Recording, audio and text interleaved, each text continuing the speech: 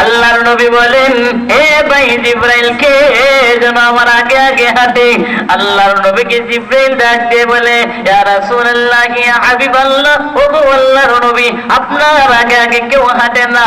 আপনার একজন সাহাবী, নাম হলো হযরত বিলাল, কালো সাহাবী, দুনিয়ার মসজিদের সামনে হাঁটতেছে, বাইতুল্লাহর সামনে হাঁটে, আর আপনার সামনে মনে হয় জান্নাতে আগে আগে হাঁটে। সেনাবাহিনীদেরকে আদেশ করে দিলেন, বাদশাহ ইউসুফ নওয়াজ সেনাবাহিনীদেরকে বলে দিলেন, তোমরা একটা বিশাল উঁচু পাহাড়ে উঠে ওই আব্দুল্লাহ বিন তামিরকে উঁচু পাহাড় থেকে নিচের দিকে ছেড়ে দিবে, সে হাড্ডি কুড্ডি গোড়া হইয়া দুনিয়া থেকে বিদায় হয়ে যাবে।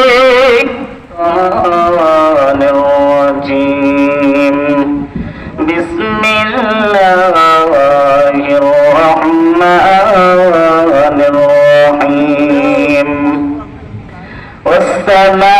والسماء ذات البروج واليوم الموعود وشاهد ومشهود قتل أصحاب الأخدود النار ذات الوقود. وقال النبي صلى الله عليه وسلم ثلاث دعوة مستجابة لا شك فيه دعوة المظلوم ودعوة المسافر ودعوة الوالد على ولده أو كما قال النبي عليه الصلاة والسلام. صلى الله على سيدنا ومولانا محمد وعلى آله وأصحابه وسلم. لا إله. বসেন, শেষ বেলা যার সব বেলা তার, আখেরে মোনাজাত করে যাবেন।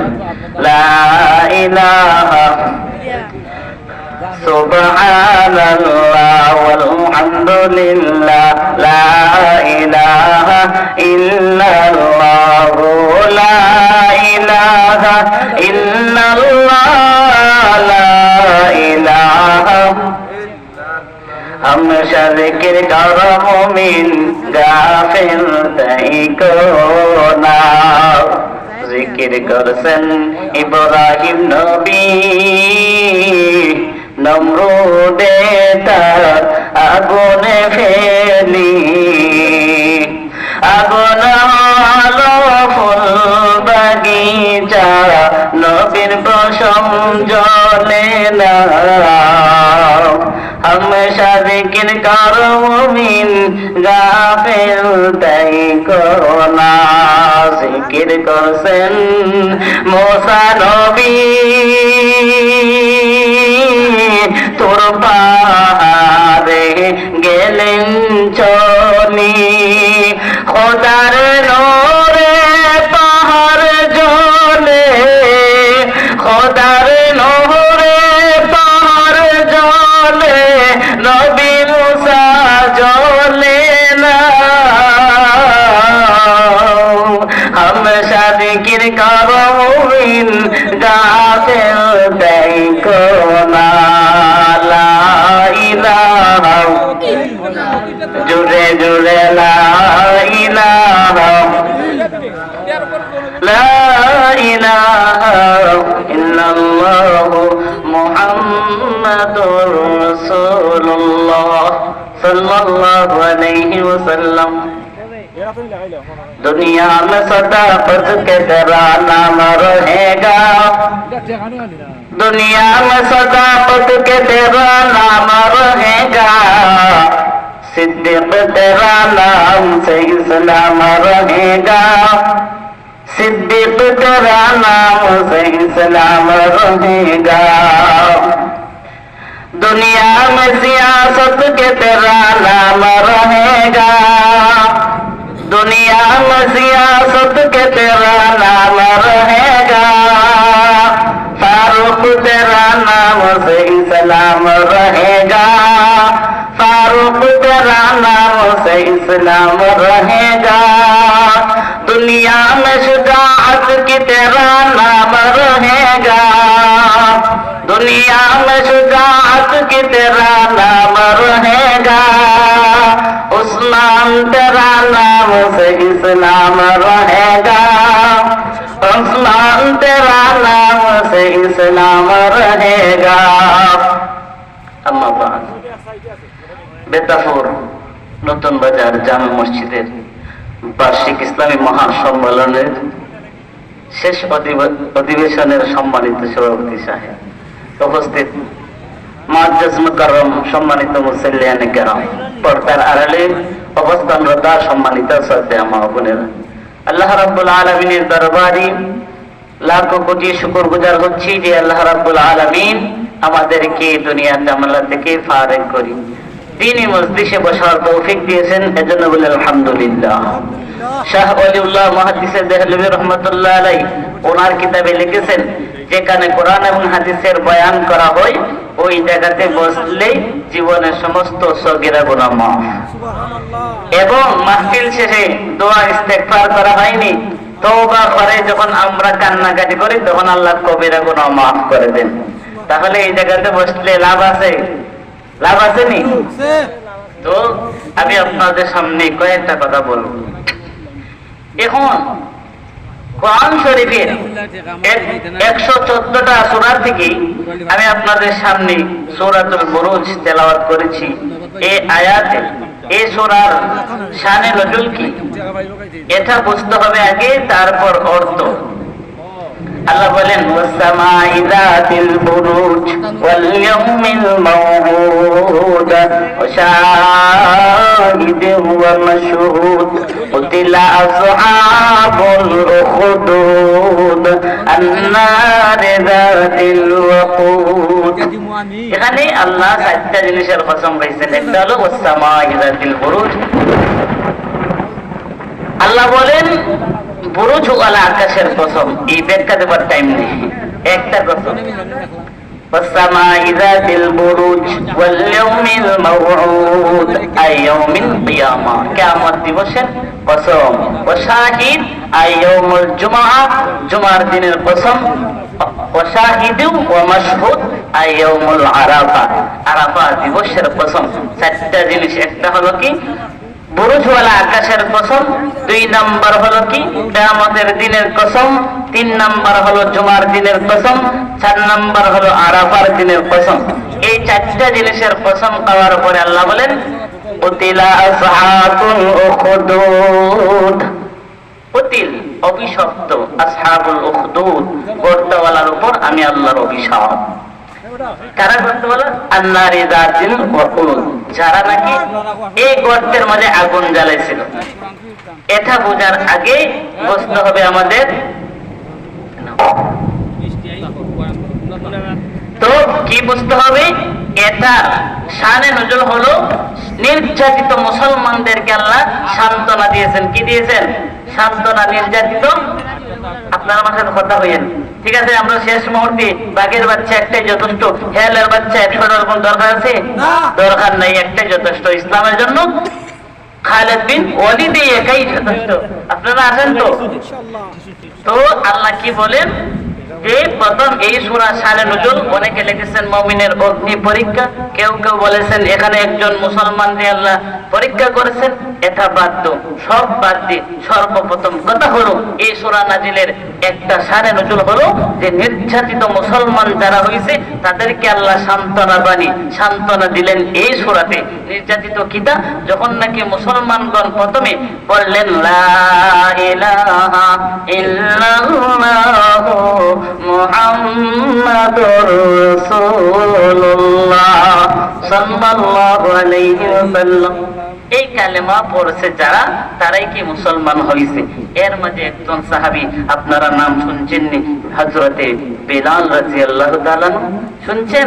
ওনার বাড়ি আফ্রিকা, উনি হলেন কালো বংশের মানুষ, নাক মুখ কোনো কিছুর সেন্টার ঠিক নেই। উনি ছিলেন উমাইয়া বিন খালফের গোলাম। আগে মানুষ কেনা বেচা হইতো।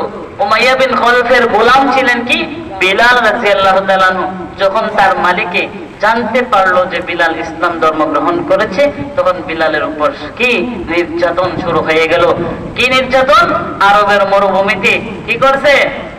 শোয়াইয়া বুকের উপর পাথর দিছেন, তারপর বলছেন, হে বিলাল, তুমি যদি এটা ছেড়ে দাও তাহলে তোমাকে যা চাইবা তাই দেওয়া হবে। কিন্তু বিলাল রাদিয়াল্লাহু তাআলা কি করলেন? বললেন আহাদ আহাদ। আহাদ অর্থ কত ভাই? আল্লাহ এক। কুল হুয়াল্লাহু আহাদ আল্লাহুস সামাদ। আল্লাহ বলেন এক। যখন এই কথা বলতে থাকলেন তখন কি আরো উমাইয়া বিন খালফ যুবকদেরকে লেলিয়ে দিলেন যে তাকে আরো কষ্ট দাও। এই কষ্ট যখন নাকি সহ্য করলেন তখন আল্লাহ সূরা বুরুজ নাজিল করলেন যে হে নবী, যারা নাকি আপনার মুসলমানদেরকে নির্যাতন করতেছে তাদের উপর, ওই জালেমদের উপর আমি আল্লাহর অভিশাপ। এখন এই বিলাল রাদিয়াল্লাহু তাআলা আনহুর দেখেন কত সম্মান আল্লাহ বাড়াই দিয়েছেন।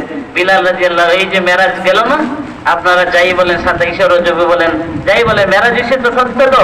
ওই মেরাজে যখন আল্লাহ নবীকে জান্নাত দেখাইলেন তখন কি নবীজি তার আগে আগে জান্নাতে নবীজি দেখতে পাইলেন কে হাঁটতেছে?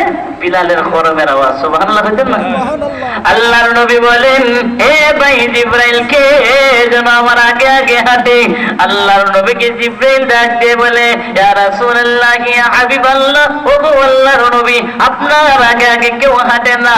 আপনার একজন সাহাবী নাম হলো হযরত বিলাল, কালো সাহাবী, দুনিয়ার মসজিদের সামনে হাঁটতেছে, বাইতুল্লাহর সামনে হাঁটে, আর আপনার সামনে মনে হয় জান্নাতে আগে আগে হাঁটে। বিষয় কিটা? নবীজি যখন মেরাজ থেকে আসছেন, জিজ্ঞাসা বিলাল, তোমার কি আমল, যে আমল করার কারণে তোমার খরমের আওয়াজ আমি জান্নাতে শুনতে পাইলাম? বিলাল বলেন যে আমি তো কিছু জানি না, তবে আমি যখনই ওযু বানাই সঙ্গে সঙ্গে 2 রাকাত নফল নামাজ পড়ি, এটাকে তাহিয়াতুল ওযু বলে। কি বলে ভাই? তাহিয়াতুল ওযু। তাহিয়াতুল ওযুর নামাজ। আর একটা হলো 2 রাকাত নফল নামাজ পড়তেন, কারণ তখন তো নামাজ ফরজ হইছে না, ফরজ হইছে নি, ফরজ হয় নাই। তখন কি বিলাল রাদিয়াল্লাহু তাআলা এই আমলগুলা করতেন, এর কারণে আল্লাহর কাছে কি হয়ে গেছেন? দামে হয়ে গেছেন। আমরা গজলে বলি না, ওঠো বিলাল মিনারাতে সময়ে বয়ে যায়, আজান দাও গো মধুর সুরে শুনবার মনে চায়, বিলাল বলে আজান দিলে কলিজা মোরা গুঞ্জলে, আমার জানে কে শুনিবে নবী নাই রে দুনিয়ায়, আজান দাও গো মধুর সুরে শুনবার মনে চায়, সর্বলোকের কথা মতে উঠে বিলাল মিনারাতে, এমন একজন নবীর প্রেমিক খুঁজে পাওয়া যায়, আজান দাও গো মধুর সুরে শুনবার মনে চায়। এই বিলাল এত দামি হয়েছে কেন ভাই? নির্যাতিত হয়েছে। আল্লাহ ঘোষণা দিলেন, কুতিলা আসহাবুল উখদুদ, আপনার সাহাবীদের উপর, আপনার উপর যারা নির্যাতন করে তাদেরকে আমি আল্লাহ আসহাবে উখদুদকে যেইভাবে ধ্বংস করেছিলাম, আমি আল্লাহ যারা এখন জুলুম করবে তাদের উপরও আমি আল্লাহর অভিশাপ। এবার আসেন আল্লাহ গড়তলার উপর কি অভিশাপ দিলেন। এই সূরার একটা ঘটনা প্রসিদ্ধ আছে। এই ঘটনাটা হলো কি, বাদশাহ, এই বাদশার নাম হলো বাদশাহ ইউসুফ জুনাওয়াজ। কি বললাম? বাদশাহ ইউসুফ জুনাওয়াজ। এই ইউসুফ জুনাওয়াজ বেটা কি খ্রিস্টান, কিন্তু নামে বোঝা যায় কি মুসলমান। তারা কি মুসলমান হয় নাই? এরপরে তারা রাষ্ট্র চালাইতো কিভাবে? তারা রাষ্ট্র চালাইতো যে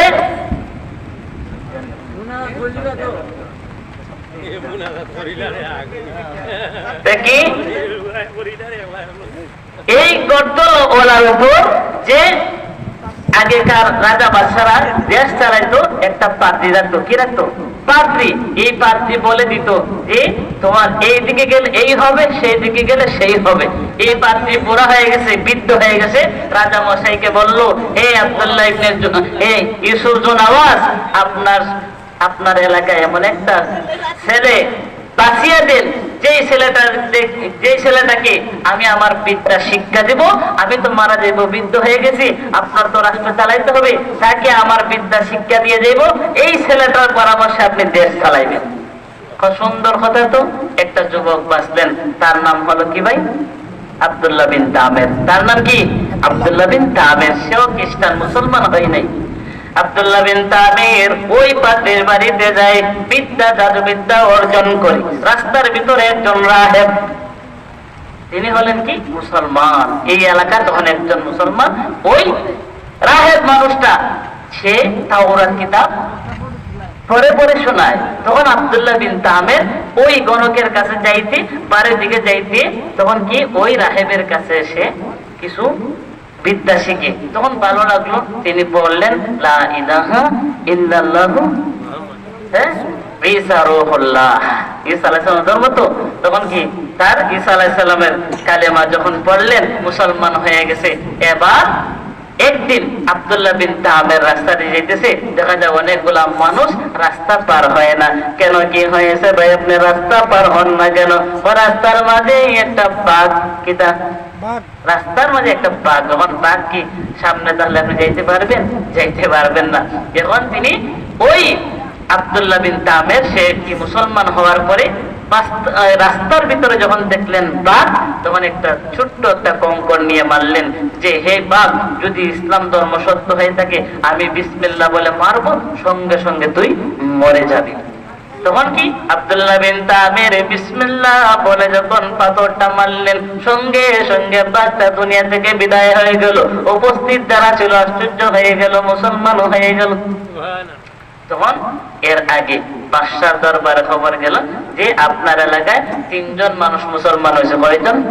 3 জন। একজন হইলো ওই পাদ্রী লোকটা রাহেব, আর 2 নম্বর হলো আব্দুল্লাহ বিন তামির, 3 নম্বর এই ঘটনা দিকে উপস্থিত মুসলমান হয়েছে একটা অন্ধবেড়া। হয় তুমি যদি আমার চক্ষু দৃষ্টিটা ফিরাই দিতে পারো, তাহলে কি আমি মুসলমান হয়ে যাব। হয় তখন আব্দুল্লাহ বিন তামির বলেন, না, আমার তো চক্ষু কানা মানুষকে বালা করার ক্ষমতা আমার না, আল্লাহ, আমি উসিলা করতে পারি। তখন কি আব্দুল্লাহ বিন তামির বললেন, আল্লাহ তুমি তার দৃষ্টি শক্তিটা ফিরাইয়া দাও। ভালো হয়ে গেলেন, অন্ধ লোকটা ভালো হয়ে গেলেন। বাদশা ইউসুফ জুনাওয়াজের দরবারে খবর গেল, আপনি যে ফুলাটারে পালতেছেন, খাওয়াইতেছেন, বড় করতেছেন, এই ছেলেটা আপনার বাড়িতে থাকে, কিন্তু আপনার এই বিশ্বাস করে না। কিতা, তাহলে ধরে আনো। 3 জনকে ধরলেন, কি পাদ্রী আর খানা লোকটা, এই 2টারে মারছে। রয়েছে কেটা? আব্দুল্লাহ বিন তামির। তোমার এইভাবে শিক্ষা দিতাম না, তোমার এইভাবে মারতাম না, তোমার হাতে নামাই দিয়ে বাতে মারবো। কেটা মারবো? কথা বুঝেন না নেওয়ার, হাতে নামাই দিয়ে বাতে মারবো, তোমার কষ্ট দিয়া তিলে তিলে মারবো। কেমনে? সেনাবাহিনীদেরকে আদেশ করে দিলেন। বাদশা ইউসুফ জুনাওয়াজ সেনাবাহিনীদেরকে বলে দিলেন, তোমরা একটা বিশাল উঁচু পাহাড়ে উঠে ওই আব্দুল্লাহ বিন তামিরকে উঁচু পাহাড় থেকে নিচের দিকে ছেড়ে দিবে। সে হাড্ডি কুড্ডি গোড়া হইয়া দুনিয়া থেকে বিদায় হয়ে যাবে। আব্দুল্লাহ বিন তামিরকে নিয়ে সেনাবাহিনীর দল উড়ছে। দেখা যায় তারা সব অটোমেটিক পাহাড় থেকে পড়ে, সেনাবাহিনীর দল সব মরে লাশ হয়ে গেল। রইল কিনা? আব্দুল্লাহ বিন তামির। আব্দুল্লাহ বিন তামির উপস্থিত বাদশার দরবারে গিয়ে, এই বেটা তুই মরস না? রাখে আল্লাহ মারে কে? রাখে আল্লাহ। দেখেন না, অনেক মানুষের ষড়যন্ত্র করে তোমারে কেমনে গাঁথা চালানো যায়, দেখা যায় ওই হয়ে গেছে গাঁথা, ঠিক কিনা? এই জন্য আমি প্রায় একটা কথা বলি, ফোরের লাগে কুয়া কুদিস না বাবা, ফোরের লাগে কুয়া কুদবে, নিজে হয়ে মরবে, ঠিক কিনা? এই জন্য নিজে ঠিক থাকেন, ঈমান ঠিক রাখেন, সৎভাবে চলেন। আপনার সাথে যেইভাবে আবু বকর বলেছিল, ইয়া রাসূলুল্লাহ, গর্তের ভিতরে আমরা আছি, শত্রু বাহিনী গর্তের উপরে, আমাদেরকে তো দেখে ফেলবে। নবীজি বললেন, ইন্নাল্লাহা মাআনা, অবশ্যই আল্লাহ আমাদের সাথে আছে, সত্যবাদীদের সাথে আল্লাহ আছে, নামাজীদের সাথে আল্লাহ আছে, আল্লাহ নেককার বান্দাদের সাথে আছে, ঠিক কিনা? তাহলে দুনিয়া দুনিয়ার নেতা খেতা, দুনিয়ার নাস্তিক বেঈমান যদি তোমার বিরুদ্ধে চলে যায়, কিন্তু কি আল্লাহ যদি তোমার সাথে থাকেন কিচ্ছু হবে না, তুমি একাই 1000-এর সমান। ঠিক কিনা?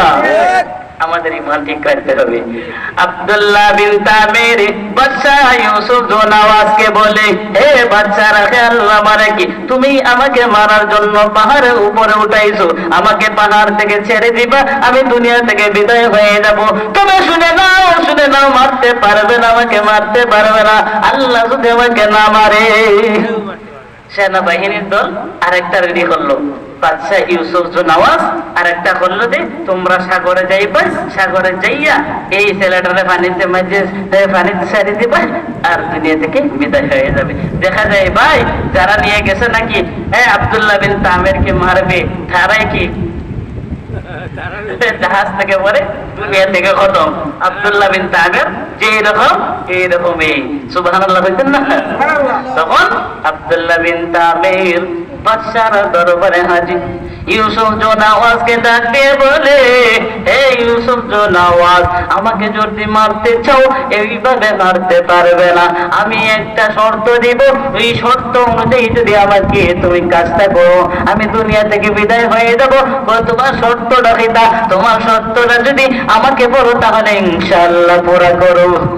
কয়েকটা মাসের ভিতরে কি করেন, 3 তারিখ ঠিক করেন, আর ওই জায়গার ভিতরে আমি একটা কথা হইব, এই কথা হইয়া যদি আমার দিকে তীর মারো, বন্দুকের গুলি মারো, আমি দুনিয়া থেকে খতম হয়ে যাব। আচ্ছা ঠিক আছে, 3 তারিখ ঠিক করা হইল। তখন কি আব্দুল্লাহ বিন তামির বললেন, আমাকে যদি মারতে চাও তাহলে তুমি যখন তীর মারবা তখন বলবা বিসমিল্লাহির রাব্বিল গুলাম, হে হে আল্লাহর গোলাম তো দুনিয়া থেকে বিদায় হয়ে যায়। এই কথা বলে যদি তীর মারো আমি কি আব্দুল্লাহ বিন তামির দুনিয়া থেকে বিদায় হয়ে যাব। দেখা যায় এইভাবে তীর মারছে, সঙ্গে সঙ্গে কি দুনিয়া থেকে আব্দুল্লাহ বিন তামির শহীদ হয়ে গেলেন। উপস্থিতি যারা মাঠে ছিল 16,000 মানুষ সব মুসলমান হয়ে গেছেন। সুবহানাল্লাহ। তাহলে কয়জনে মারছে? একজনে মারছে। মুসলমান ছিল তো 16,000, কোন কোন বর্ণনা 13,000। যাই হোক, যেটাই হোক, উপস্থিত যারা ছিল সব মুসলমান হয়ে গেছে। ঠিক কিনা? এখন দেখেন একজন মামুনুল হককে কারাগার ঢুকাইছে। হে জালেমের দল, শুনে নাও, শুনে নাও, বাদশা ইউসুফ জোনাওয়াজ যেইভাবে ইউসুফকে আব্দুল্লাহ বিন তামিরকে মেরেছিল, উপস্থিত সবাই মুসলমান হয়ে গেছে। তখন ইউসুফ জোনাওয়াজ বলল, খামদা করলো কিতা, একজনকে মারলাম 13,000 মুসলমান হয়ে গেছে। আমার রাজ্যের অধিবাসীরা গর্ত বানাও। কি বানাও? গর্ত বানাইয়া আগুন জ্বালাও, এই আগুনের ভিতরে মুসলমানদেরকে সব পুরাইয়া মারবো। এই কথাটাই আল্লাহ বলেন আমার তেলাওয়াত কিন্তু সূরাতে, ওয়াস-সামা'i যাতিল বুরুজ ওয়াল ইয়াউমিল মাউউদ ওয়া শাহিদিন ওয়া মাশহুদ উতিলা আসহাবুল উখদুদ আন-নারি যাতিল ওয়াকুদ। আল্লাহ বলেন কি, আরে ভাই বসেন, বৃষ্টি তো দরকার, বৃষ্টি শেষ আবার আসবে। ঠিক কিনা? কিছু কি রাত্রি তো একটা রাত্রি মাত্র কষ্ট করবেন। শুনেন, তখন আল্লাহ কি বলেন, 4টা জিনিসের প্রথম হয়েছে। 4টা এই কসমের ব্যাখ্যা দিতাম না, কসমের ব্যাখ্যা গেলে অনেক সময় দরকার। ঠিক কিনা? কসম খাইয়া যে কথাটা হয়, এই কথাটা হলো আমি গুরুত্বপূর্ণ না। আমি কইলাম আল্লাহর কসম, এই কথাটা আমি এই কাজটা করছি না। আল্লাহর কসম খাইয়া যখন বলি এই কাজটা করছি না, তখন কি ওই কাজের গুরুত্ব বোঝায় কসমে। আল্লাহ বলেন 4টা জিনিসের কসম খাওয়ার পরে আল্লাহ বলেন উতিলা আসহাবুল উখদুদ, আমি আল্লাহ অভিশাপ গর্তওয়ালার উপর। কারা গর্তওয়ালা? আন-নারি যাতিল ওয়াকুদ, যারা নাকি গর্ত বানাইয়া আগুন জ্বালাইয়া সমস্ত 13,000 মুসলমানকে মেরেছিল, আমি আল্লাহর অভিশাপ তাদের উপরে। এখন আসেন, মুসলমানরা বাংলাদেশে সারা বিশ্বে নির্যাতিত হইতেছেনি। এক আলেমকে কারাগারে ঢুকাইছে। এখন বুঝেন, বুঝেন আল্লাহর নবী হাদিসে কি বলেন, জালেমের দোয়া, জালেমের বিরুদ্ধে মজলুমের দোয়াটা ডাইরেক্ট আল্লাহ কবুল করে নেন। নবীজি হাদিসে বলেন, সালাসু দাওয়াতিন মুস্তাজাবাতিন লা শাক্কা ফীহি দাওয়াতুল মাজলুমি ওয়া দাওয়াতুল মুসাফিরি ওয়া দাওয়াতুল ওয়ালিদি আলা ওয়ালাদিহি। নবীজি বলেন তিন প্রকার মানুষের দোয়া ডাইরেক্ট কবুল আল্লাহ, এবং তাদের মাঝে কোনো পর্দা থাকে না, আল্লাহ সঙ্গে সঙ্গে কবুল করে নেয়। এক নাম্বার হলো কি দাওয়াতুল মাজলুম, মজলুম ব্যক্তির দোয়া। এখন যারা যেই সমস্ত আলেম ওলামারা বিনা দোষে কারাগারে আছে, এরা মজলুম নেই, এরা মজলুম। এদের ফ্যামিলি সবাই তাহাজ্জুদের নামাজ পড়ে, আল্লাহর কাছে কান্নাকাটি করে। দেখেন এই কান্নাকাটি কি বিদা যাবে? আপনি গেলেন বাজারে রাত 3টার সময়, কটার সময়? রাত 3টার সময়, রাত 3টার সময় বাজারে গেলেন। বাজারে কিসের জন্য গেছেন? আপনার ছেলেটা কি চাইছে ভাই? আপনার ছেলেটা কলা চাইছে রাত 3টার সময়। এখন কলা যে চাইছে, এখন বাজারে গিয়ে দেখেন মাত্র একটা দোকান খোলা। কয়টা দোকান? এখন দিনের বেলা যদি কলাটার দাম 10 টাকা হয়, রাত 3টার সময় কলাটার দাম কয় টাকা হইব? বেটা কখন সুযোগ পাইছি, বেটা শীতের মাঝে দেখো না আমি বইয়া রয়েছি, এটার দাম হইলো 100 টাকা। এখন আপনি তো আনতেই হবে, বাচ্চাটা আনতেছে, আপনারা ভেলো খেতে লাগছে, বাচ্চারা পাইলেন, নিজে খাইলেন। এখন কি করতে হবে? আপনি বললেন দেন ভাই, কোনো সমস্যা নাই। এরে ভাই শুনে রাখো, কলাটার দাম দিনের বেলায় 10 টাকা, কিন্তু রাত্রে 3টার বেলায় 100 টাকা। আল্লাহ বলেন ওয়াসাল্লু, নবীজি গো তার জানায়া দেন ওয়াসাল্লু বিল্লাইলি ওয়ান নাসু নিয়াম। রাত্রির বেলায় যদি একটা কলার দাম বেড়ে যায়, মহল্লার ভিতরে শত শত মানুষ ঘুমায়, একটা মানুষ যদি দাঁড়াইয়া তাহাজ্জুদের মুসল্লায় দাঁড়ায় 2টা রাকাত নফল নামাজ বা 4টা রাকাত নফল নামাজ পড়ে আল্লাহর কাছে বলে, আল্লাহ বলেন হাল মিন সাইলিন হাল মিন মুস্তাগফিরিন, আসলে কোন বান্দা ওপরে আমার কাছে চাও, আমি আল্লাহ বাপ দূর করে দেব। আসলে কোন বান্দা বিপদগ্রস্ত, আমি আল্লাহর কাছে চাও, আমি আল্লাহ বিপদ দূর করে দিব। ওই মাজলুম আলেমের ফ্যামিলি দেখানতেছে না? কি বুঝেন? একটা কলার দাম যদি দিনের বেলা 10 টাকা হয়, রাত্রির বেলা যদি 100 টাকা হয়ে যায়, একটা মানুষ যদি তাহাজ্জুদের নামাজে দাঁড়ায়, এইরকম ভাবে আল্লাহর কাছে দাম বেড়ে যায়। সুবহানাল্লাহ। এই লোকটা, মাজলুম লোকটা যখন নাকি জালেমের বিরুদ্ধে দোয়া করি, আল্লাহ ডাইরেক্ট কবুল করে নেয়। তাহলে সরকারকে অনুরোধ করব, আপনারা গদিতে আছেন, আপনারা আমাদের আলেমদেরকে বিনা দোষে এমনি রাখছেন। আলেমরা গদি চায় না, চেয়ারম্যান চায় না, মেম্বার চায় না, তোমরাই করো। তবে কি কোরআন হাদিসের বিরুদ্ধে বললে তোমাদেরকে ছাড় দেওয়া হবে না, ঠিক কিনা? আরে বেটা, একবার আইসি দুনিয়া মরতে হবে, ঠিক কিনা? কোরআন অবস্থায় কোরআনকে বুকে নিয়ে মরতে হবে, ঠিক কিনা? রাসূলের পথে মোরা চলবই চলবই, এ জীবন বাজি রেখে দিনের নিশান মোরা সারা বিশ্বে উড়াবই।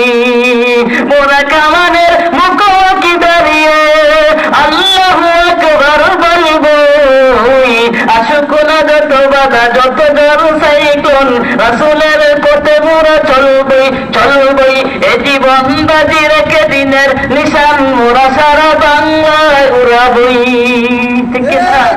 আমরা আছি মুসলমানের দলে, নবীজির দলে, উলাইকা হিজবুল্লাহ, আমরা হলাম আল্লাহর দল। যদি আল্লাহর সাথে যুদ্ধ ঘোষণা করো, তাহলে তোমাদের একটাকেও ছাড় দেওয়া হবে না। আবু জাহেল আছে, নমরুদ আছে, ফেরাউন আছে, হামান আছে, আছে এগুলা? আবু লাহাব আছে, সবকে আল্লাহ ধ্বংস করে দিয়েছেন। তোমাদের ক্ষমতা আছে, তোমাদের টাকা আছে, কিন্তু মুসলমানদের সাথে কে আছে? আল্লাহ আছে। এই কথাটাই আল্লাহ সূরা বুরুজে বলেন, যারা নাকি মুসলমানদেরকে নির্যাতিত করে, আল্লাহর নবীকে বলেন, নবী গো আপনি কি হবে না, পেরেশান হবে না, চিন্তিত হবে না, আমি আল্লাহ আসহাবে উখদুদ করতেওয়ালার উপর যেই রকম কি অভিশাপ দিয়েছি, আমি আল্লাহ বর্তমান জগতে যারা মুসলমানদেরকে নির্যাতন করবে, নিপীড়ন করবে, আমি আল্লাহ তাদের উপর অভিশাপ। তাহলে কি আমরা এই অভিশাপের দলে যাইতাম না? নবীজি হাদিসে বলেন 3 প্রকার মানুষকে দোয়াটা আল্লাহ কবুল করে নেন। কয় প্রকার মানুষ? 3 প্রকার। 1 নাম্বার দাওয়াতুল মাজলুম, মজলুম ব্যক্তির দোয়া। মজলুম কারা? ভাই সবলরা, শক্তিশালী দ্বারা দুর্বলরা নির্যাতিত হয়, শিক্ষকের দ্বারা ছাত্র নির্যাতিত হয়, ওয়ার্ডের মেম্বার দ্বারা জনগণ নির্যাতিত হয়, গড়ের কর্তার দ্বারা সদস্যরা নির্যাতিত হয়। যারাই জুলুম করবে আল্লাহ জুলুম সহ্য করেন না, ডাইরেক্ট মাজলুমের দোয়া কবুল করেন। আমরা এই মাজলুমের মোনাজাতে যেন আমাদের নামটা না ওঠে, ঠিক কিনা? মাজলুম ব্যক্তির মোনাজাতে যদি আপনার নামটা উঠে যায়, আপনার জীবনটা বরবাদ হয়ে যাবে। এজন্য মানুষদেরকে আঘাত করবেন না, মানুষদেরকে অত্যাচার করবেন না। আপনি আপনার অনুসন্ধান, আপনার গতি যেইভাবে সেইভাবে চলেন। আরেকজনের জন্য কুয়া বানাবেন না, আপনার আরেকজনের জন্য কূপ বানাবে না, আপনার আরেকজনের জন্য গর্ত বানাবেন না। আপনিই পরে এই গর্তেতে মারা যাবে, ঠিক কিনা? 2 নাম্বার কার আল্লাহ নবী বলেন 3 প্রকার মানুষের দোয়া কবুল। 2 নাম্বার হলো দাওয়াতুল মুসাফির, মুসাফির লোকের দোয়া। যদি এই জায়গায় ঢাকা থেকে একজন বক্তা আওয়াজ করে, এই লোকটা হলো মুসাফির, ওই মুসাফির লোকটা যা বলবে আল্লাহ রাব্বুল আলামিন ডাইরেক্ট কবুল করে নেবেন। এজন্য আপনি যারা মাজলুম তাদের কাছে দোয়া চাইবেন, মুসাফির যারা তাদের কাছে দোয়া চাইবেন। 3 নাম্বার হলো মাতা পিতার জন্য সন্তানের দোয়া। এই মিষ্টি বেড়ে গেছে, আল্লাহ আমাদের সবাইকে মাজলুমের দোয়া থেকে বাঁচান। সকল বলেন আমিন। সংক্ষিপ্ত আপনার দোয়া হইলেন। আলহামদুলিল্লাহি রাব্বিল আলামিন, والصلاه والسلام على محمد وصحبه اجمعين। ربنا ظلمنا انفسنا وان لم تغفر لنا وترحمنا لنكونن من الخاسرين. اللهم بارك لنا في رجب وشعبان وبلغنا رمضان رب ارحمهما كما ربياني صغيرا। আল্লাহ আমরা গুনাহগার, তোমার শহীদ দরবারে হাত রাখলাম, তামাম জিন্দেগির গুনাহকে মাফ করে দাও আল্লাহ। এই ওয়াজ